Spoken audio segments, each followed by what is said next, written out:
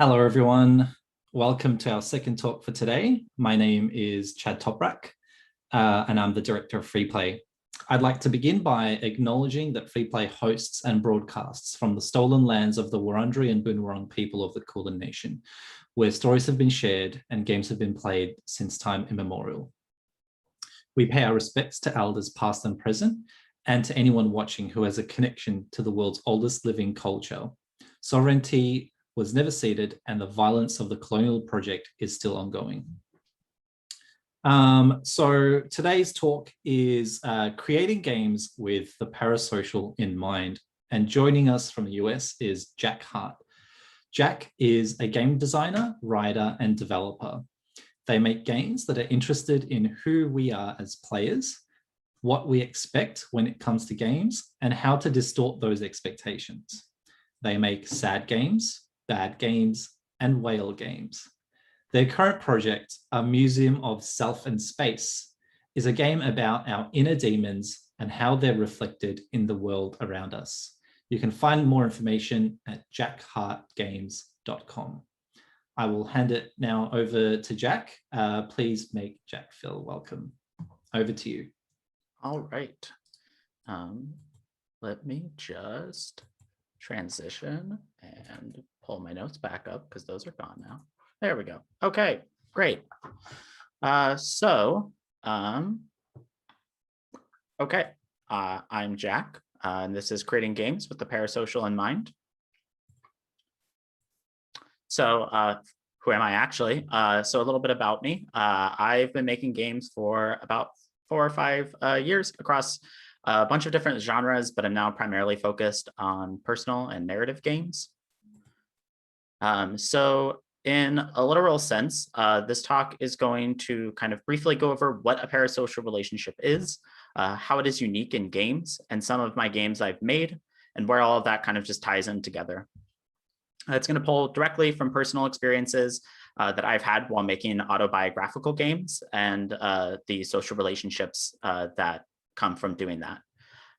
In a metaphorical sense, this talk is about the fact that I made autobiographical games for about 2 years, and I loved making these games and still love them. And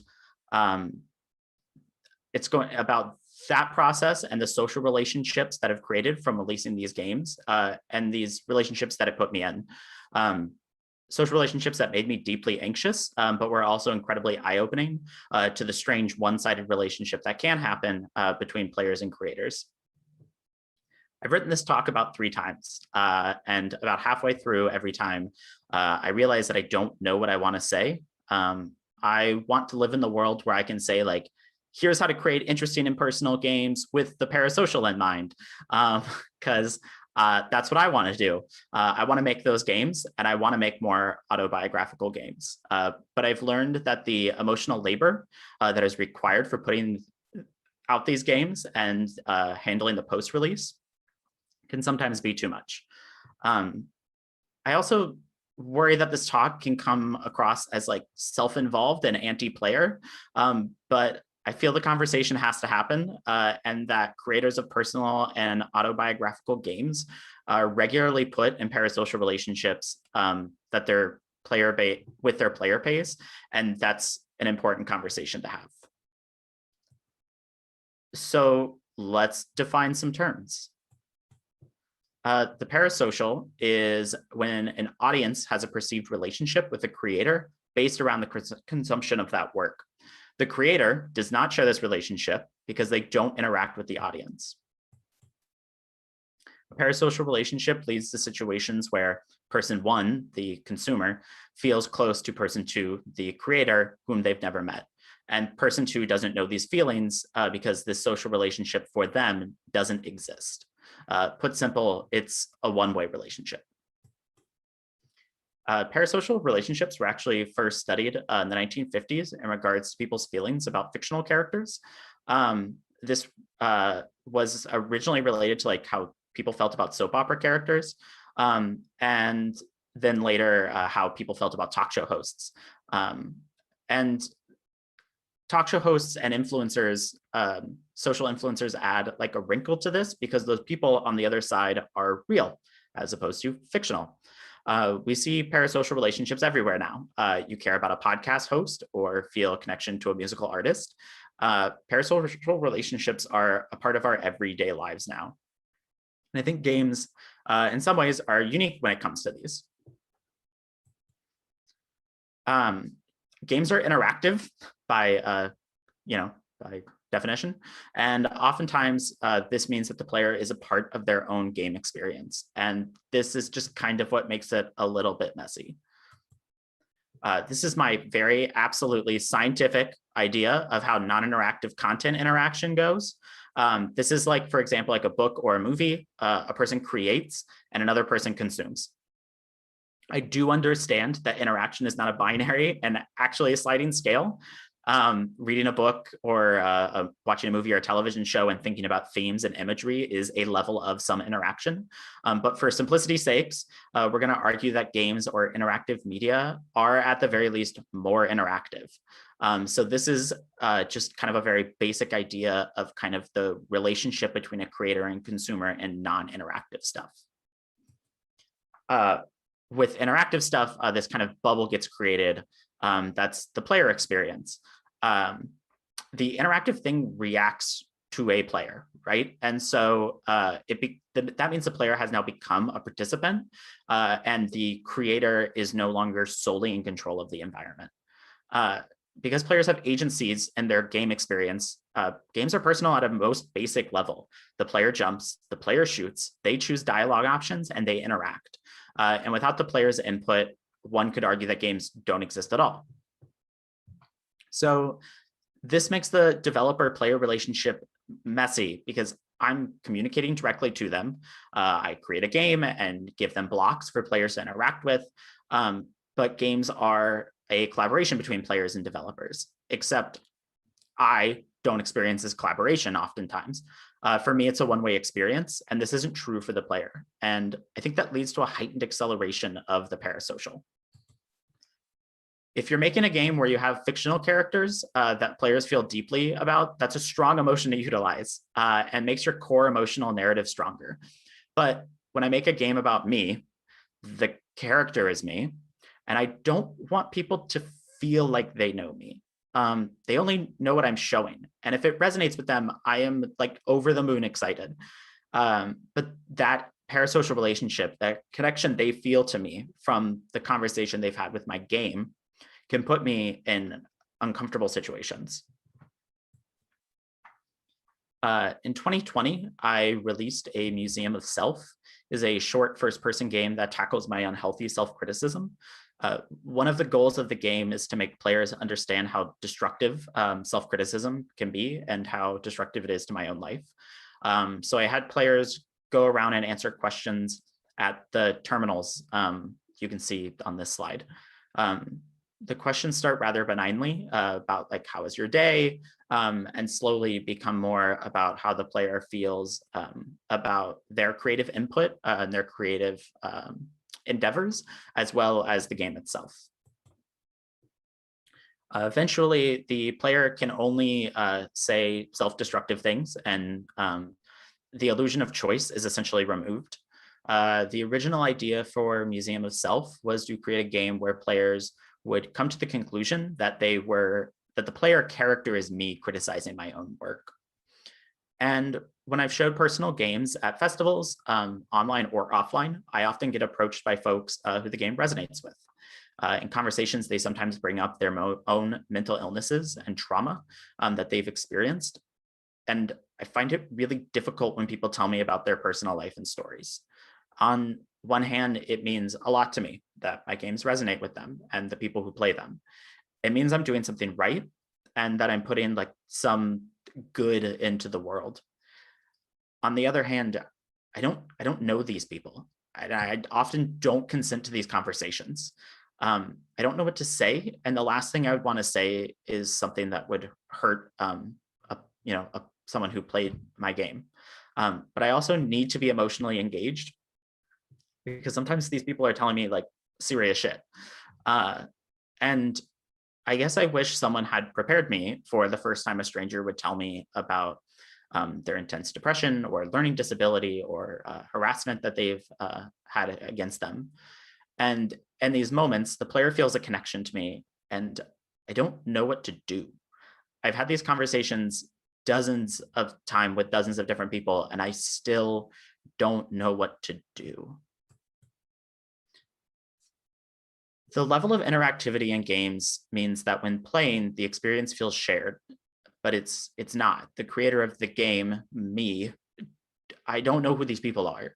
And showing and releasing these games can often be a scary or anxiety-inducing thing for developers, or at least myself. Like I said, I've had experiences where players share intimate details of their own lives, and that's because the game emotionally resonates with them. At in-person or in digital spaces, and sometimes these conversations have been great, and I've loved them, and other times they've been scary. And I made a game, and I'm not prepared to handle these experiences. Museum of Self was the third personal game I had made in about the span of 2 years or year and a half. A year earlier, I had created Phone Home, a game about the social anxiety of texting my parents. That includes real voicemails from my parents. I also created A Sad Day, which is a game that is a one-to-one recreation of my own apartment about the spatial and economic anxieties I felt while living in Boston, Massachusetts. I spent a couple of years focusing on making really personal games that pulled directly from lived experiences. And again, they emotionally resonated well with players, which is great, but I was very exposed. There was very little benefit I found at the end of letting people into my life at that level, people who were complete strangers to me. I wanted my work to be perceived while also somehow staying invisible. I wanted to make personal work without anyone knowing who I was, and I now recognize that that may have been impossible. And maybe other game creators love this. Maybe this is just something I am not personally prepared for. A common thing that happens at these events is that other developers come to me and tell me that they wish they were making more personal games that dealt with autobiographical themes. And I think for a while I was like, big thumbs up, like, yes, do it, like, go for it. It's this incredible experience. And after being stuck at home away from in-person events and away from these conversations, I'm not sure that my answer would be that simple. It would be more along the lines of, yeah, I grew a lot from this experience, but also like maybe make the game and then don't show anyone else. If it's not clear at this point, I am deeply anxious when I speak with players about my games and how it relates to their lives. I think the entire process of post-release is just very scary to me when my games are about me. My real fear, though, I think, and why I wanted to give this talk is that a decade from now, I'm afraid that I will see someone like me in the space that I'm in, currently trying to work through the same themes and having the same frustrations and fears of the parasocial. So I thought we kind of use the rest of the time during this talk to talk about how we can make things better and how to make personal games without them being quite literally autobiographical. So, like, first and foremost, you can just remove yourself from the game. My current project, A Museum of Self in Space, is partially a direct reply to the turmoil I have over the player-creator relationship with personal games. I still want to make these styles of games, but I needed a barrier between me and the player. And so I created a game that quite literally has that in the meta narrative. Museum of Self in Space is a game that is a museum created about and by a fake person, narratively in game. And so by channeling Jules, my fictional museum creator, it has given me the space and energy to not be afraid. Players won't directly learn anything about me. It may not remove this parasocial relationship dynamic, but it can often, I've found, soften it. The other big thing is just creating protection for developers in online and offline spaces. It should be celebrated when they want to tell you how, it should be celebrated when players come to you and tell you how much their games mean to them. You shouldn't have to be afraid of uncomfortable situations that can happen because of it. And when it comes to online, unfortunately, a lot of that is on the user and protecting yourself, especially after immediate release of games like this. I think it's smart to just go private on accounts and close DMs. You can open them back up if you have the energy to do so later, or you could never open them. You could stay away from the internet and probably just be for the better. I will also say this again and again when talking about this, is that social media platforms do have a responsibility to protect marginalized folks from constant abuse that is thrown at them, and they regularly choose not to. Oftentimes the tools that are in place are used to add fuel to the flames in regards to abusing marginalized folks in online spaces, and that sucks. Offline at events, if you're showing a personal game, having someone at a booth is always helpful. Having someone else, a friend or a co-developer, it gives yourself the space to walk away and take breaks where needed. If someone is making you uncomfortable, this took me a long time to realize you just don't have to give them your contact info. You can even say that you have a meeting and just walk off. If easily accessible, I really enjoy leaving event spaces. This is probably just good advice for ever being in physical event spaces, is just go try to get lunch by yourself if you can. It allows me just to kind of reconfigure my brain. Events are just stressful. Is that okay? That was my next slide. So yeah, I guess bullet points to remember is that the added level of intimate interactivity can deeply resonate with players, and that sometimes can create a parasocial relationship. This can be anxiety-inducing and sometimes downright scary for developers. And you should do, as a creator, if you are someone who wants to create personal or autobiographical games, or are doing those things, do anything and everything to protect yourself. So kind of in conclusion, I will throw text on a wall, which is that I wish I could make more personal, especially autobiographical games. I really enjoy that creative exploration, but I don't know if I see a benefit in the current industry to do so. Maybe some notoriety, which can also be bad, and definitely not a ton or any money. So sometimes I feel lucky almost for my general lack of success, because it means I've received relatively little abuse. This industry offers little to no protection for creators who make personal games, and especially those who are marginalized. And I don't know what to do about that anymore. For now, finding ways to protect myself and others is the most important thing for me to do. I just don't want to see any other people get hurt. Thank you. It's the end of my slides.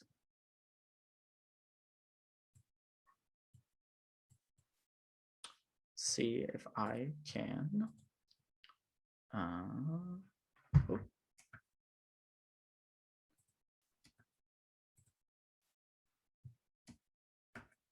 Why can't I? Okay. We'll just, okay, this has gone bad. Let me, property.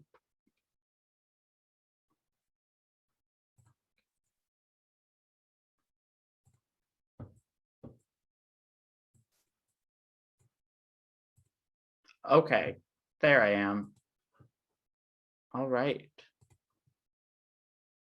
Yes, yeah, so definitely I would love to open up to questions. I can jump into the YouTube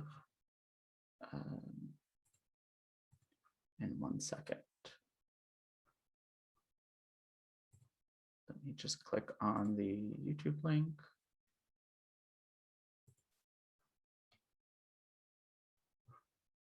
And then I'm going to see myself, and that'll be slightly terrifying. Oh God. Okay. Okay, I can now see the chat if people have any questions.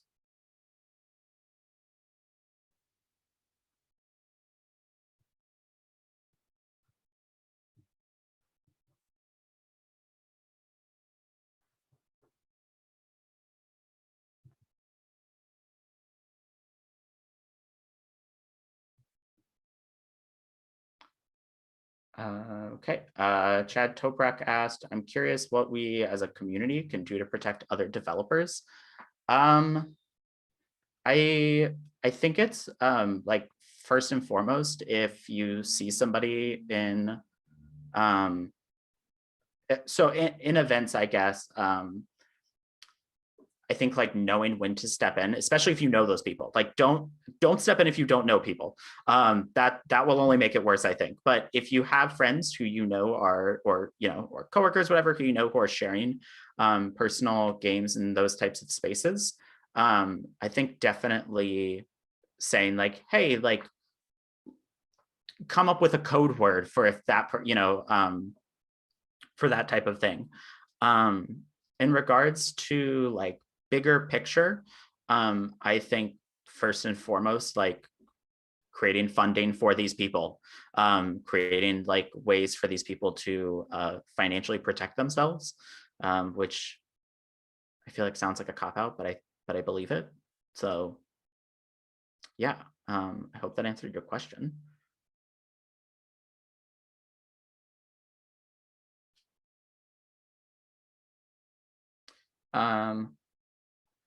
Also, Sashdev asked, like Chad, also wonder if you know of any tools or guidelines that online or offline spaces can do to look after one another.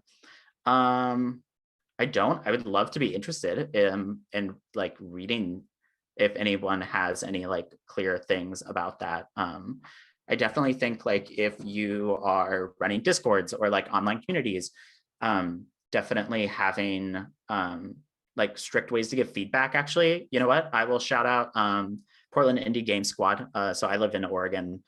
Pig Squad does feedback nights, and the feedback is always written down and very rarely said directly to a person, which has always been good for me, and that I can kind of take time to parse that information and feel like sometimes I'm not getting stuck in those uncomfortable. It allows me to kind of remove myself. Even with that, I can actually put the game down and walk away from my laptop and be like, I'll still get the feedback I need, which is often why you're going to sometimes why you're going to community events, I think. Marigold, excuse me, Bartlett asks, how do you feel about the death of the author and how it does or doesn't work at this scale of community? I mean, I think for me, death of the author is a critical lens to look at work.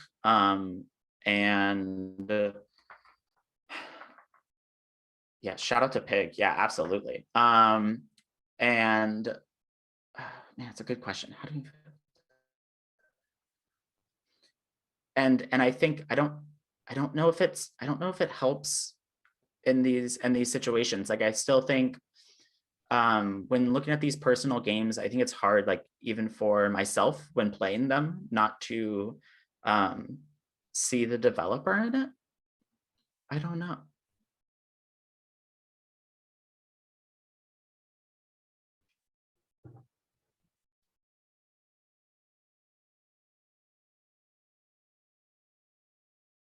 Any other questions?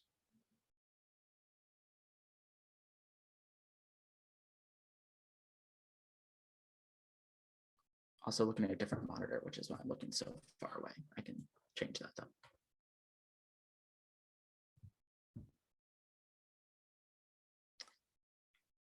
Chad Toprak asked, what are some games that I think handle the parasocial well?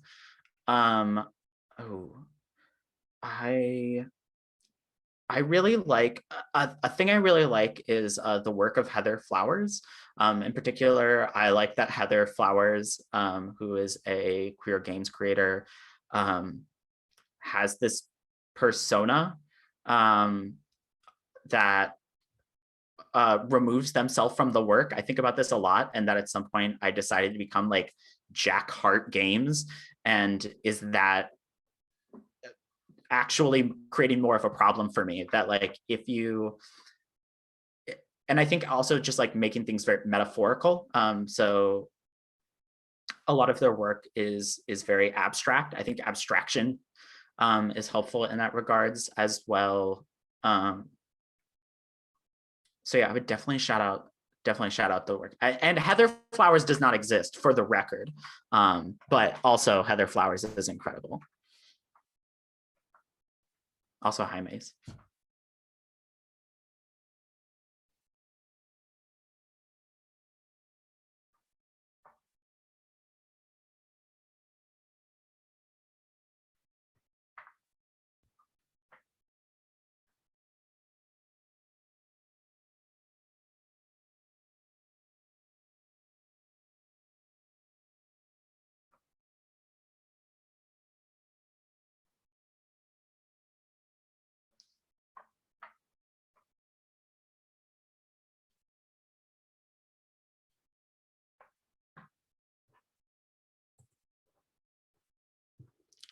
All right.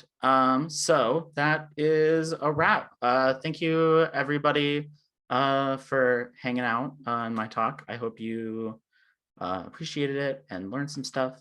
Thank you for Free Play for having me. And I hope you have a great rest of your free play.